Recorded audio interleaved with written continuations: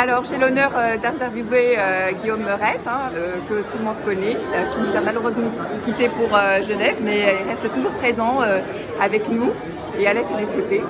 Donc aujourd'hui, il nous a parlé de la prise en charge du syndrome d'obstruction défécatoire chez les patients opérés du rectum. Donc un sujet hyper difficile.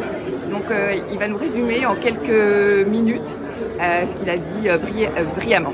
Oui, alors bonjour et merci de prendre quelques minutes pour discuter de ce problème de constipation terminale, d'obstruction défécatoire chez les patients qui sont opérés du rectum. C'est un vrai problème. On a construit des algorithmes pour traiter le cancer du rectum, ils sont hyper efficaces, les patients sortent guéris. Le problème, c'est qu'on les met dans une situation fonctionnelle qui est parfois un petit peu délicate, avec l'impossibilité d'évacuer le rectum. Alors, on sait qu'ils ont de l'incontinence, et ça, on sait à peu près bien l'évaluer, mais cette impossibilité de vider le rectum qu'on appelle obstruction défécatoire, c'est un problème ultra compliqué.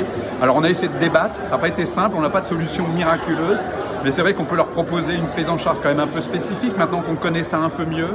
Et je crois qu'à l'avenir, il faudra surtout essayer de dépister dès la période post-opératoire les patientes qui souffrent de ce problème, parce qu'avec des lavements et des irrigations coliques, on peut les aider, avec la neuromodulation, on peut les aider, avec de la physio, disons de la rééducation un petit peu ciblée, on peut les aider. Donc on a quand même des solutions, encore faut-il dépister ces patientes et aller les chercher, parce qu'aujourd'hui, beaucoup restent à la maison ou n'osent pas parler de ces problèmes après avoir été guéris d'un cancer du rectum, et pourtant il y a de belles perspectives. Donc du fonctionnel après de l'organique, c'est toujours compliqué et c'est des patients dont il faut quand même il faut s'occuper, parce que c'est des patients qui souffrent, mais en silence au final. Ils souffrent en silence et ils survivent longtemps parce qu'on a été très efficace sur le cancer, et ça c'est une grande victoire. Ouais.